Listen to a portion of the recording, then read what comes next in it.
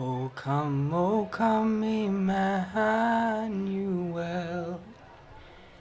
and ransom captive Israel. In church, daylight seemed to braid itself through stained glass, investing all of its divinity in the saints who deserved it, and leaving nothing but a second-hand holy for me.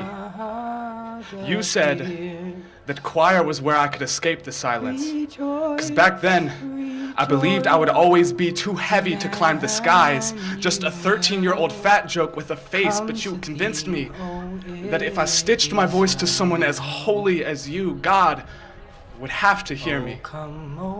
You said still tongues are the ones that suffered, and I trusted that grown men of God didn't pause for anything short of sacred.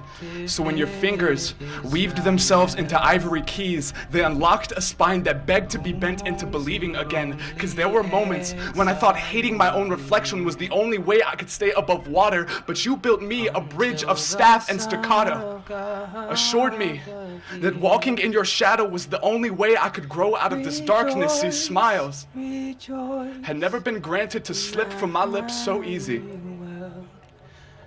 You never took credit for orchestrating such a melody of me, so I'm not sure I can blame you for silencing it. The moment I found out that you and your 33 years of God and glory slept with my 13-year-old classmate, I didn't say a word for about 2 hours. These days, I still don't believe I'm worthy of creating sound, that these revelations were not the end of me.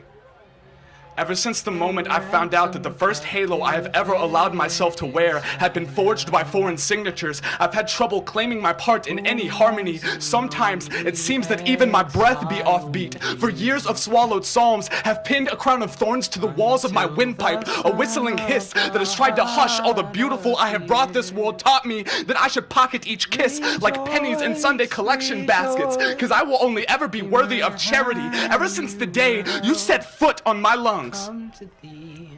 I have believed my smile is more lost ship than lighthouse. I still stand, chest deep in tectonic pews, treading over sheet music like fault lines. I am no stranger to dissonance. I spent 5 years trying to bury my fissures in silence, traced more fractured saints in windows than I can remember counting, prayed that each of their cracks were proof they were once human like me, denying that maybe we are the same genre of broken.